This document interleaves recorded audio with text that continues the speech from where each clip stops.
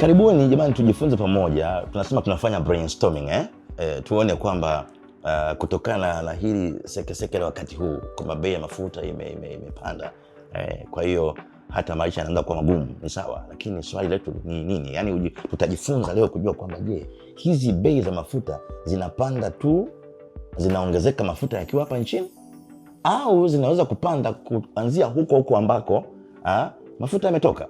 Na je, ni mafuta peke yake yanayoweza kupanda bei wakati kukiwa na hiyo shida ya mafuta? Je, ni mafuta peke yake au pia inaathiri na mizigo mingine?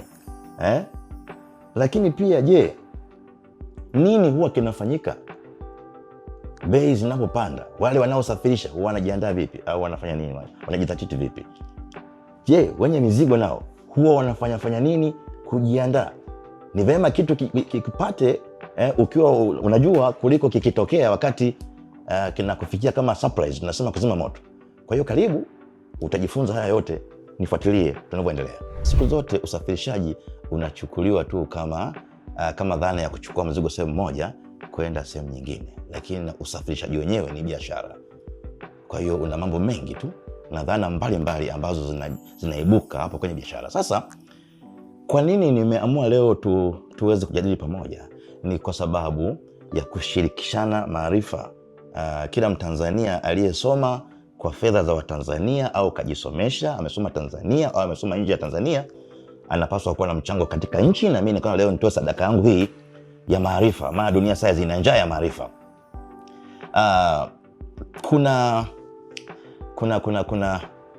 shida kidogo kwamba biashara mafuta yamepanda bei, na kupanda bei ya mafuta kutokana na hii vita inayopiganwa kati ya Marekani na Israeli wakishusha mashambulizi kule Iran, kwamba sasa watu wameona kwamba upandaji wa bei ya mafuta inawezekana ikawa ni wakati mwingine ni ujanja fulani ambao unafanyika ili kutesa walaji. Mimi pia natumia mafuta na bidhaa zingine. Naomba niseme kile kilicho kweli kinachofanyika duniani, na wakati mwingine huwa tunazingatia zaidi vile vinavyofanyika Tanzania, sababu ambazo zimeongeza bei ya mafuta Tanzania. Lakini mimi nitaongea upande wa nje kwa sababu nimesomea biashara ya kimataifa, upande wa shipping. Kwa hiyo nitaeleza kuhusu hilo na tutaangalia vitu vingi. Je, swali la kwanza, je, ni kwamba ni vita inavyopiganwa, mafuta yanayopanda bei yanapanda bei yakifika hapa nchini, au yanakuwa yamepanda bei kuanzia yalikotoka? Namba 2, je, bei ya mafuta kutokana na hivi vita ni bei ya mafuta peke yake inayopanda au na hata vifaa vingine, bidhaa zingine tunasema dry goods au dry cargo kama makontena, labda ngano, mchele na vitu kama hivyo, na vyenyewe vinaweza vikapanda bei hata kabla kufika hapa nchini kutokana na kupandishwa kwa bei ya mafuta? Basi nataka tu niseme hivi kwamba upandaji wa bei ya mafuta, ndugu wa Tanzania wenzangu, tusifikiri kwamba unaanzia nchini hapa. Upandaji wa mafuta unaanzia huko mafuta yanakotoka, na sio mafuta peke yake. Utaweza kuona sasa hivi labda hata meli za makontena bei inaanza kuwa ya juu, sio tu bei ya kusafirisha na bei nyingine hata kabla ya kusafirisha. Je, mafuta yanakuwa yamefanya nini kwenye mizigo ambayo sio mafuta na yenyewe bei ikaongezeka? Swala ni hivi, ni kwamba kunapotokea na kwanza niseme kabla kwamba bei za mafuta au bei za bidhaa zinaweza kupanda kutokana na sababu nyingi. Inaweza ikapanda kutokana na supply and demand. Tukisema supply na demand, tunamaanisha kwamba mizigo ikiwa mingi sana halafu meli zikawa kidogo, basi wenye meli watakuwa wanajipangia bei wanayotaka, kwa sababu wenye mizigo wanakuwa ndio wanazingangania meli. Kwa hiyo hilo tu, hata bei ya mafuta ikabaki vile vile, ni lazima tu bei ya vitu itapanda kwa sababu anayesafirisha amepata, tunasema boom, yani na mizigo mingi ya kusafirisha, wenye meli wanapata mizigo mingi, kwa hiyo pale lazima bei ya kusafirishia itazidi, itaongezeka. Kuna vitu vingine kama kupanda kwa dola ikibadilika tu hapo tunaona bei inapanda. Wakati mwingine kusiwe na badiliko ya dola wala kusiwe na mizigo mingi sana, lakini umbali ukaongezeka, tunasema voyage distance. Wakati ule kulipokuwa na mashambulizi pale kwenye atusema Red Sea, tunaona kwamba meli zilikuwa zinazunguka around the Cape, yani badala ya kupitia pale kwenye mfereji wa Suez kuja mpaka huku upande wa kwetu sisi Tanzania, mizigo ilikuwa mingine inazunguka kupitia huko upande wa South Africa. Sasa pale ule umbali ukiongezeka tu tayari utaona kwamba gharama za usafirishaji zinaongezeka na bei zitaongezeka. Kuna sababu nyingi tu lakini wakati huu sasa imetokea bei ya mafuta kuongezeka, kupanda kwa sababu ya vita. Sasa naomba niseme hivi kwamba bei zinazopanda sio za mafuta peke yake. Bei zinazopanda ni za bidhaa yote. Isitokee kwamba sasa bei za vitu vingine Kariakoo zimeanza kupanda, kokote kununua bei imepanda, unasema kwamba mbona sasa yaliyoongezeka bei imeongezeka kwenye mafuta. Sasa mbona na container sijui la spare za magari za mashine fulani mbona na zenyewe zimepanda bei? Ni kutokana na mambo yafuatayo. Tunasema kwamba bei ya mafuta inapoongezeka, tunaangalia kwenye mafuta. Tukisema kwenye mafuta au tukisema mzigo, tunasema tunaangalia demand side. Demand side ni kule kwenye mzigo. Lakini tukiangalia upande wa kisafirishio au meli, tunasema ni supply side. Kwa hiyo upande wa mzigo ni kwamba production cost, yani bei ya mafuta ikiongezeka, production cost lazima na yenyewe itaongezeka. Tukisema production cost tunaongelea bei ya nini? Ya uzalishaji wa bidhaa. Kwa sababu bado sehemu zingine kuna alternative power kwenye production, mafuta yanatumika. Sio umeme tu, mafuta yanatumika. Kwa hiyo pale kiwandani, kwa sababu mafuta yameongezeka bei, wanapotengeneza spare fulani, ni lazima zile spare thamani itaongezeka. Lakini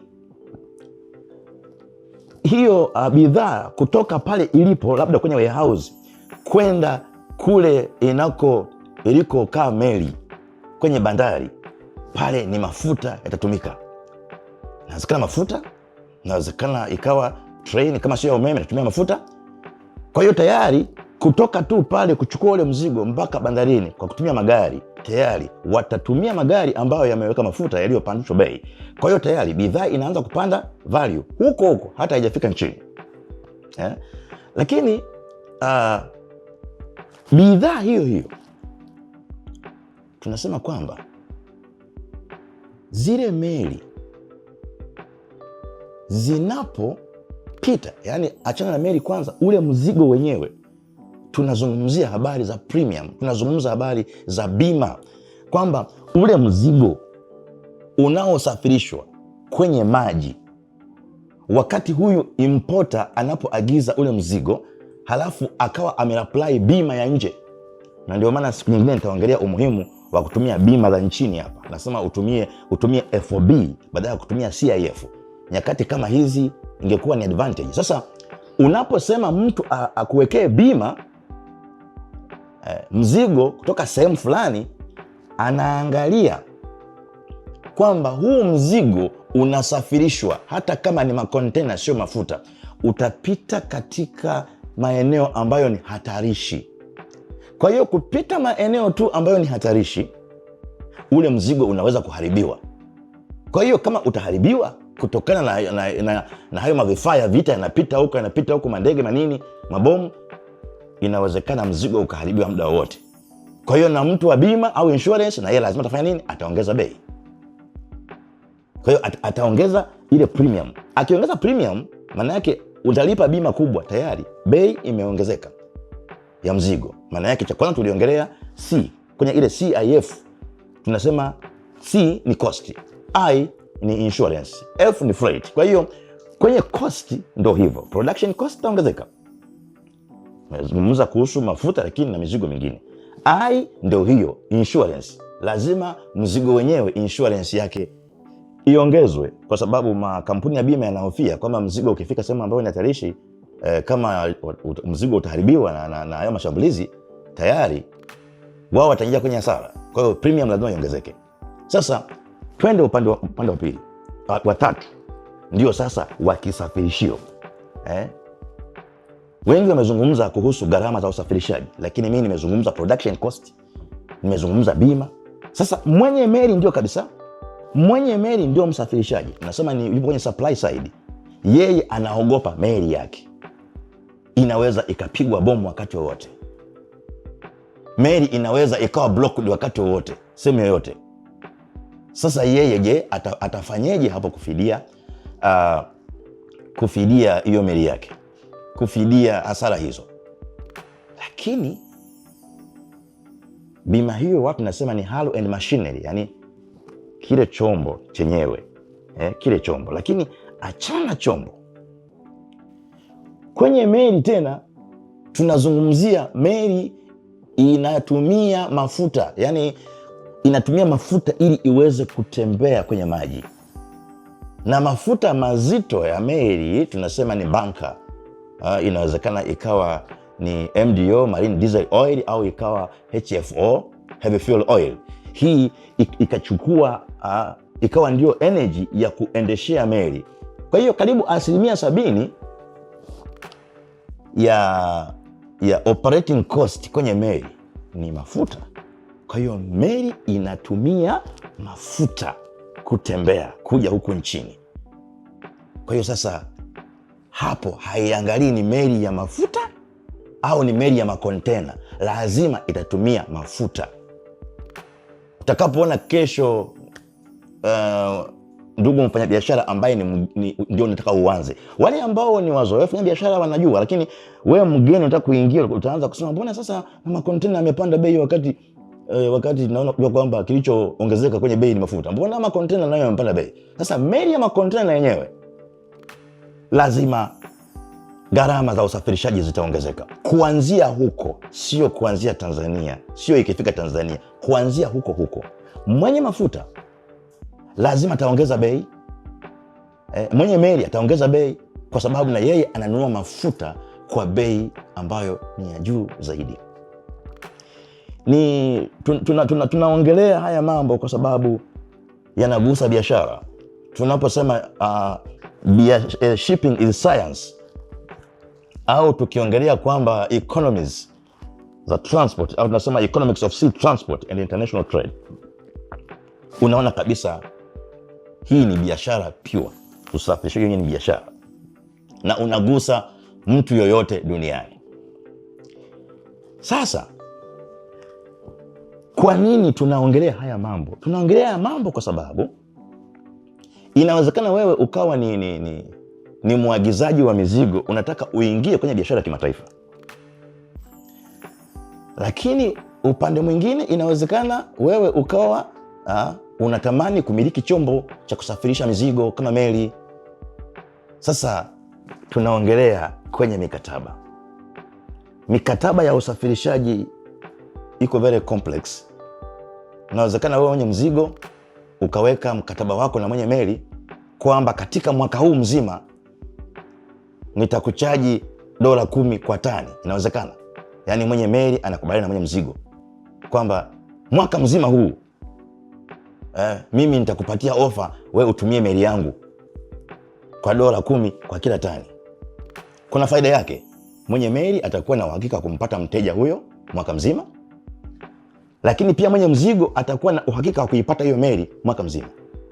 Sasa tuone madhara yake ni nini kwa wewe mwenzangu mgeni, mfanyabiashara mgeni unayejiengage kwenye biashara hiyo, wewe mwenye meli na wewe aidha umenunua meli au na mizigo.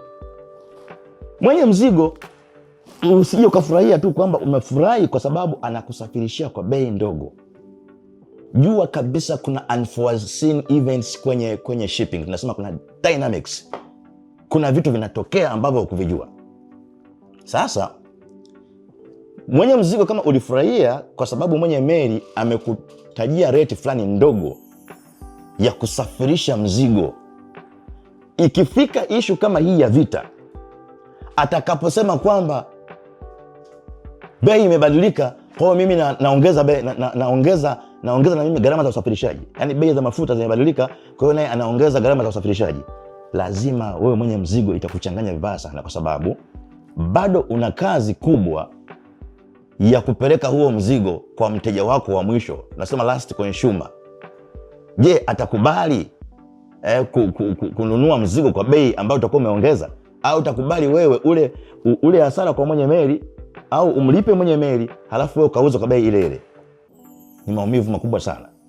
Lakini upande wa pili, wewe mwenye chombo, na wewe mwenye chombo umefurahia pia kumpa bei ndogo, bei nzuri mwenye mzigo ili umkamate, sawa. Lakini itakapofika kwenye maumivu kama hayo, sasa bei ya mafuta imebadilika kwa sababu ya vita, na ulishamwahidi mwenye mzigo bei kama hiyo ili umkamate kwa mwaka mzima, utakuwa na wewe na mtihani. Je, ununue mafuta kwa bei ya juu umuuzie kwa bei ile ile, au na wewe uongeze bei ili mteja wako mpoteze? Sasa kuna vitu ambavyo vinawekwa kwenye mikataba. Wengi wanaokuwa wanafuasi kwenye strategic management, nasema unakuwa proactive, sio reactive. Proactive maana yake una ascertain kwamba chochote chaweza kutokea mbele, lakini reactive people ni wale ambao wanapenda kusolve problem wakati zinatokea. Kwa hiyo kama kwenye mikataba yenu mnakuwa mmeshaongea na mmeelewa mbele kunaweza kuwa kuna vita au chochote, lazima kwenye mkataba mseme tutafanya nini kwenye bei endapo kutakuwa na jambo lolote. Vita imetokea, tutafanya nini? Meli imeshikwa na maharamia, tutafanya nini?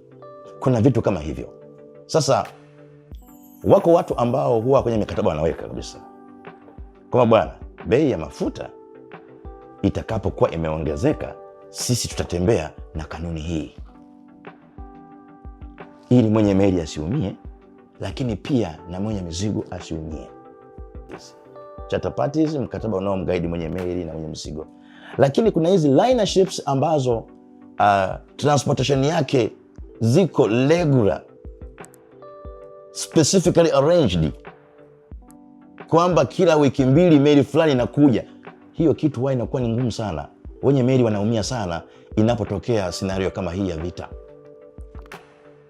Kwa hiyo wanachokifanya wao sasa, wanapoona imetokea vita,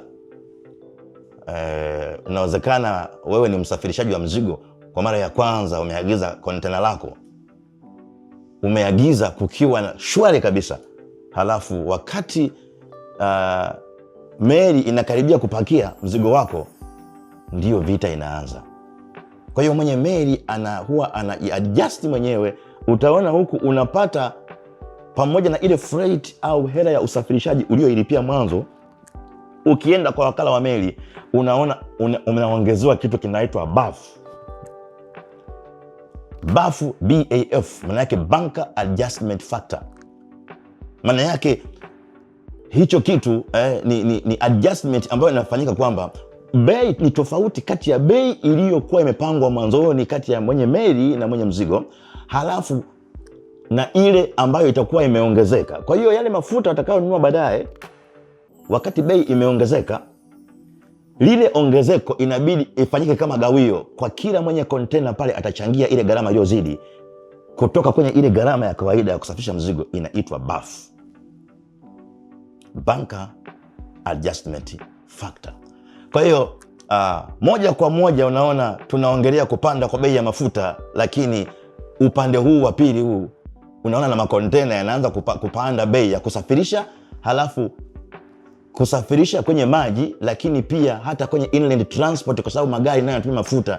Kwa hiyo bei inapanda kote kote, na kwa kweli sio kitu kizuri, ni hatari, kwa sababu kuna miaka ya huko nyuma, kwa sababu tu ya muda sitachukua reference ya kila mwaka, hii kitu ikiendelea huwa inakuja kuleta kitu kinaitwa global recession, kuyumba kwa uchumi wa dunia. Kila mali inakuwa haishikiki, lakini imeanzia kwenye nini? Imeanzia kwenye mafuta. Sasa watu wanafanya nini nyakati kama hizi? huwa wanajikinga vipi? Yani wanafanya nini? Maana kulalamika pia na kwenyewe kunaonekana kama kuna hekima hivi. Kwa hiyo natafuta njia ya kufanya nini kifanyike kunapokuwa na mambo kama haya. Au hawa wataalamu wa maritime logistics huwa wanafanya nini? Cha kwanza kabisa ndio hicho ambacho wenye meli wanajaribu kuminimize au kuhedge riski kwa kuintroduce hizo BAF, hizo bunker adjustment factor, ili wenye mizigo waweze kufidia kidogo. Lakini kitu kingine ambacho huwa wanafanya hawa watu wenye meli, tunasema kwamba wanatumia kitu kinaitwa low steaming. Low steaming maana yake sasa ile spidi ambayo mwenye meli alikuwa anaiapply kupeleka mzigo haraka kwa mteja wake ufike mapema akachukua mwingine, wakati bei ya mafuta ikiongezeka ana minimize speed, anakwenda na spidi ndogo. Na kuna mahesabu tu kwamba kwa kila nautical mile moja unapo minimize ile speed huwa inakuwa imepunguza banka kiasi gani. Kwa namna hiyo nakuwa umeokoa pesa kiasi gani. Kwa hiyo mwenye mzigo atafikishiwa mzigo wake kuchelewa kidogo kwa bei ile ile, lakini pia mwenye meli hataumia sana. Hiyo inaitwa ni low steaming. Watu wa meli wanatumia technicalities hizo kuonyesha kwamba sio tu kama ni Mtanzania anaumia hapa, hapana, ni kuanzia nje mizigo inakuwa imepanda bei na kila mtu anaumia. Lakini namna nyingine ambayo wenye meli wanatumia inaitwa economies of scale. Economies of scale wana apply your principle kwamba badala kama una labda mzigo tunasema fleet hiyo ya kuaccommodate labda meli 3, mzigo mkubwa kuchukuliwa na meli 3, wanaweza wakatumia meli moja ambayo ni kubwa itakayoweza kuleta mzigo ule wa meli 3. Na ukifanya mahesabu mafuta yale yatakayokuwa yametumika na meli 3, gharama zake kujumlisha, sio kwamba eti kwa sababu meli moja ile inaweza kuchukua mzigo wa meli 3 basi na gharama yake itakuwa pia mara 3 hivyo. Hapana, utaona kabisa kwamba kama 2 mara 3 inakuwa 6, huku kwenye hii meli kubwa inayo accommodate meli ngapi? Meli 3, mzigo meli 3, unaweza kuona badala ya 2 mara 3 kuwa 6 imekuja kuleta labda 4. Kwa hiyo unaona kabisa kwamba meli kubwa zinakuwa zina minimize cost, hata kwenye port cost. Hayo pilotage na port dues na vitu kadha kadha, utaona kwamba vinakuja kuwa minimized kwa sababu ya kutumia meli kubwa inayochukua mizigo ya meli ndogo ndogo nyingi. Hiyo ni njia mojawapo, lakini kuna njia nyingi pia ambazo wataalamu wanatumia. Ziko nyingine sasa hivi tunaona kuna watu wana design meli ambazo zinatumia alternative energy. Kuna meli fulani ilifika pale Kenya na kutumia LNG, lakini pia juzi nimeona meli Dar es Salaam hapa inaleta magari yenyewe inatumia LNG. Maana yake haitumii mafuta tena. Lakini hongera sana kwa wenzetu wa kule Nigeria. Naona sasa wameteka advantage baada ya kuona kwamba bei ya mafuta imepanda kule Arabuni. Sasa wao wanaanza kusafirisha mafuta yanatoka Nigeria kwenda sehemu zingine. Kwa hiyo nimeona kwamba leo tujadili kuhusu hizo economies za kwenye shipping business. Sio tu kwamba ni gharama za usafirishaji, lakini tunaona kwamba usafirishaji tunaongelea freight, na pia kwenye sea tunaongelea cost, gharama, lakini pia na insurance. Kwa hiyo cost, insurance and freight vyote vinapanda. Kwa nini nimependa tuseme haya? Tuseme haya ili tuwe ni watu wa kufanya reasoning. Ni kweli bei na hapa nchini ikifika inaongezeka, lakini ongezeko la hapa linaweza kushughulikiwa kitaifa, lakini pia kuna lile ongezeko linalotokana na meli zinapoanzia huko gaibuni. Hilo haliwezi kushughulikiwa kitaifa. Hilo limeshatokea. Ni muhimu haya mambo kufahamu mapema, kwa sababu inawezekana mtu akipata pesa Yeye atawaza tu kwamba meli yangu inafika lini, mzigo wangu unafika lini, lakini nitauza kwa shilingi ngapi. Basi. Na kwa namna hiyo ni kwamba ile dhana nzima ya insurance, watu wawe makini nayo sana, kwamba kama insurance policy itakuwa imeaccommodate mambo yote hayo, kwamba vipi ya mafuta yakipanda, vipi kitu fulani kikuwa hivi, mtu unakuwa huna pressure. Bora kitokea unakifahamu, lakini kikitokea ufahamu utagombana na kila mtu, na kila bei itakayokuwa inaongezeka kutokana na maritime transport itakuwa inaonekana kama ni fraud. Na unaweza ukaanza kusema mbona nchi fulani ile iko hivi, mbona nchi fulani ile iko hivi, lakini inabidi kuangalia pia. Unaweza kuona kuna nchi zingine vitu vyake vinakuwa bei nafuu hata kuliko nchini kwetu, kwa sababu ya fakta nyingi tu, efficiency za bandari, voyage distance, na hizo economies of scale. Ni meli kubwa kiasi gani zinakwenda maeneo kama hayo, na sisi tuna meli ndogo kiasi gani, meli zetu zinakaa muda gani bandarini, vitu mbalimbali. Kwa hiyo ni maana leo tuweze kujadili pamoja hilo. Basi kama kuna jambo limekusaidia, lichukue. Lile ambalo halikusaidii kwa sasa litakusaidia siku nyingine. Kwa mapenzi ya Mungu. Mungu akubariki sana.